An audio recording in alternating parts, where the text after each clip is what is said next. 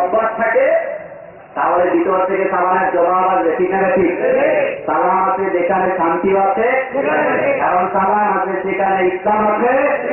সেজন্য আমরা আমাদের সব জায়গাগুলি ইসলাম দিয়ে সাজাবো। রাজি আছি না নাই? এখানেই তো রেজাল্ট, এখানেই তো রেজাল্ট। আমি নামাজ পড়ি কোরআনের হুকুম মেনে, কিন্তু অর্থনীতি চালাই, কমিউনিজমের অর্থনীতি। ঠিক না ঠিক?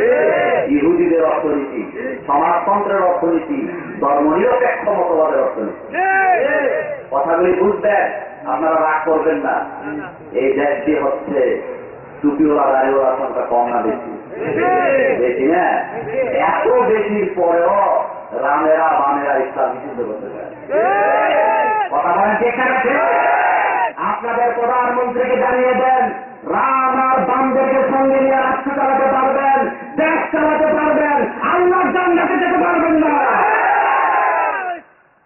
পারবেন, কারণ রামের জন্য জান্নাত করে দিতে না, বামদের জন্য বলা হামলা হবে, মামলা হবে।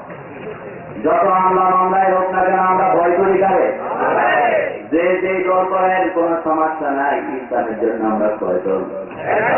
তার দল আল্লাহর দল যদি না করেন বিপদ আছে না নাই? আল্লাহ রাব্বুল আলামিন বলেন, وله أسلم من في السماوات والأرض طوعا وكرها। আল্লাহ রাব্বুল আলামিন বলেন, আল্লাহ ছাড়া অন্য দল কি তুমি করতে চাও নাকি? ইসলাম বাদ দিয়ে অন্য কোন দল কি করতে চাও নাকি? অথচ আকাশের জমিনে যারা আছে সবাই দল করে কার? এটা বুঝি আমরা, এটা বুঝে অভাব আমাদের আপনারা।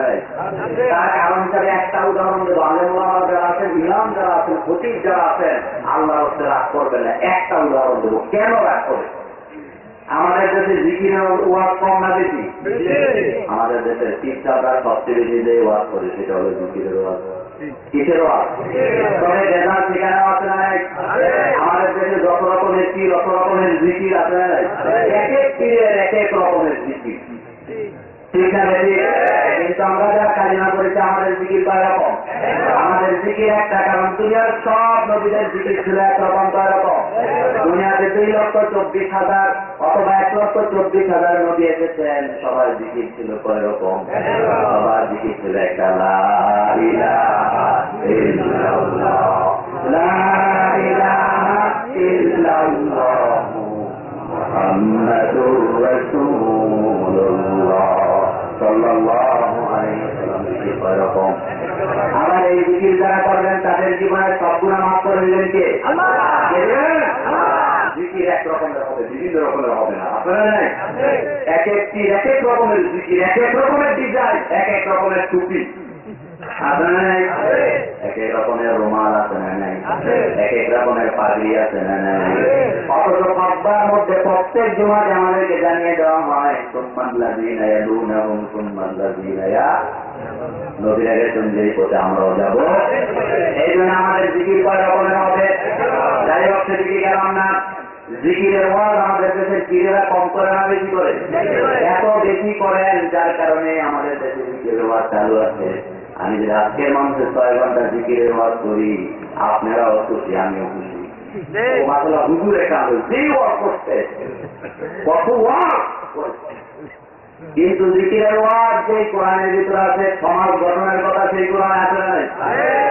কিন্তু আমার দেশের শিক্ষাবেলা সমাজ গঠনের ওয়াজ করেনি।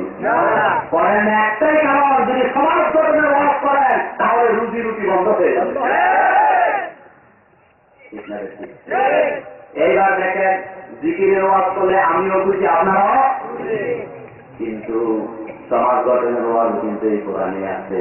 আমি যদি আধা ঘন্টার সমাজ গঠনের কথা বলি, এখানে অনেক লোকই আছে যায় করবে হুজুরের টানছ, শুধু রাজনীতি করছে। বলবে কিনা? বলবে কিনা? বল কি হুজুর আনছে, শুধু রাজনীতি করছে। তাহলে বোঝা গেল আমাদের দেশে সমাজ গঠনের ওয়াজ চালু। আবার দেখেন, এই কোরআনের ভিতরে নামাজের ওয়াজ আছে নাই? 6 ঘন্টাও যদি নামাজের ওয়াজ করি, আপনারাও খুশি, আমিও খুশি। মাশাআল্লাহ ওদের অনেক ভালো ওয়াজ করছে, কিন্তু যে কোরআনের ভিতরে নামাজের ওয়াজ আছে সেই সমাজের সেই কোরআনের ভিতরে সুদের ওয়াজ আছে না নেই? কিন্তু আমাদের দেশে সুদী ব্যাংকের সংখ্যা কম না বেশি? আমি যদি রূপালী চাপালি সোনালী ব্যাংকের বিরুদ্ধে কথা বলি এখানে সুদ আছে, তাহলে অনেক জনগণ এখানে আছেন যাই দেবো হুজুর একটা আনছে, এটা শুধু ইসলামী ব্যাংকের দালালি করে বলবে কিনা? তাহলে বুঝা গেল এখানে নামাজের ওয়াজ চালু আছে কিন্তু অর্থনীতির ওয়াজ কি নাই। এইবার আছেন আসল জায়গায় পুরা কোরআন যদি না মানেন বিপদ আছে না নেই? কোরআনের একটি আয়াত অস্বীকার করার ক্ষমতা আপনার আছে? কথা আছে? পুরা কোরআন আপনাকে মানতে হবে, কারণ আল্লাহ বলেছেন পরিপূর্ণভাবে ইসলামে ঢুকে যাও। এইবার আছেন আমাদের খব্বাগুলির অবস্থা, মসজিদে খব্বা হয় না, আলে